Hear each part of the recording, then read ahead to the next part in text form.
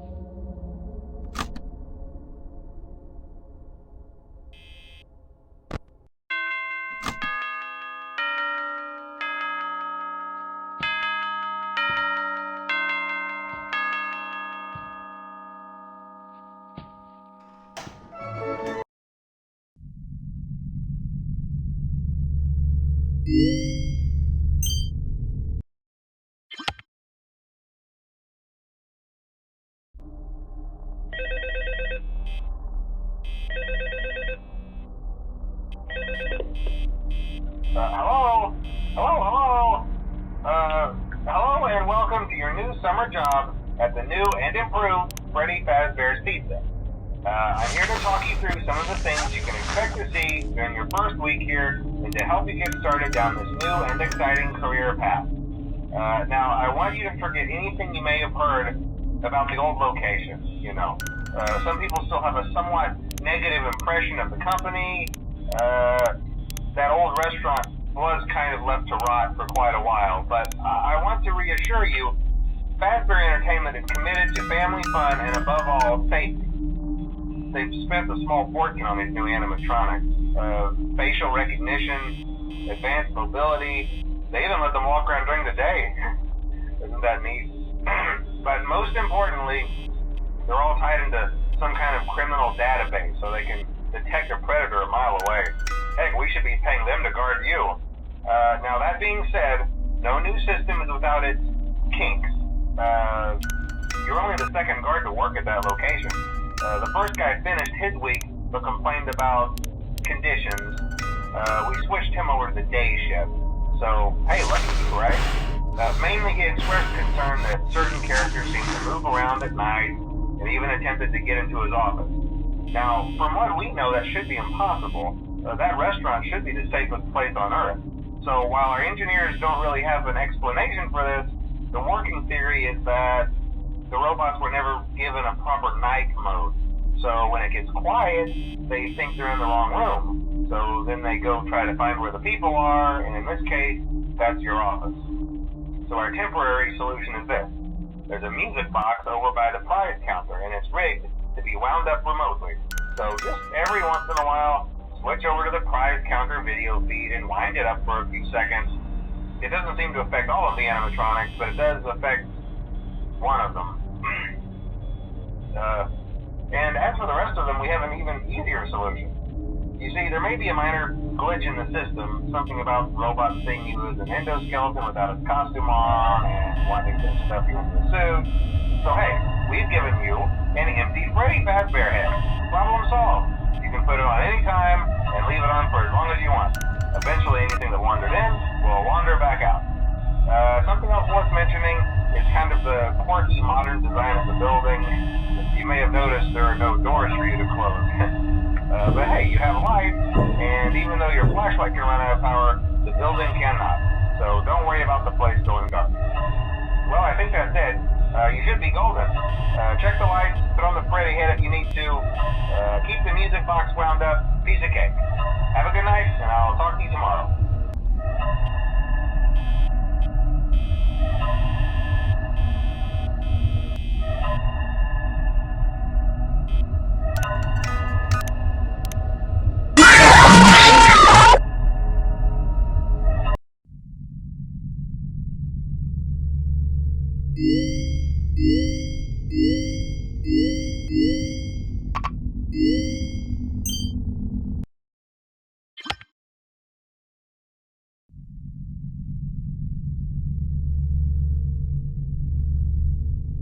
Welcome to Vet Repair. Fazbear Entertainment prides itself on having the most comfortable facilities. Each facility is set to a perfect 72 degrees all the time. The 4 active indicator lights mean we have a well-functioning ventilation system. Your headlamp should protect you from any critters who may have stumbled into the ducts. As a certified vet technician, you should need no instruction. However, in case of an emergency, it is important to remember that as the vent technician, you should never, under any circumstances,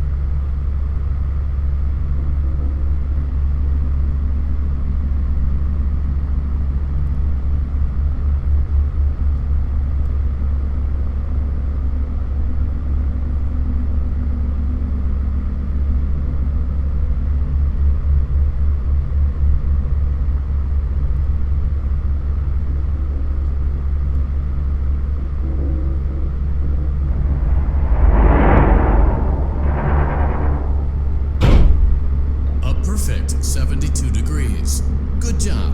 See you next time.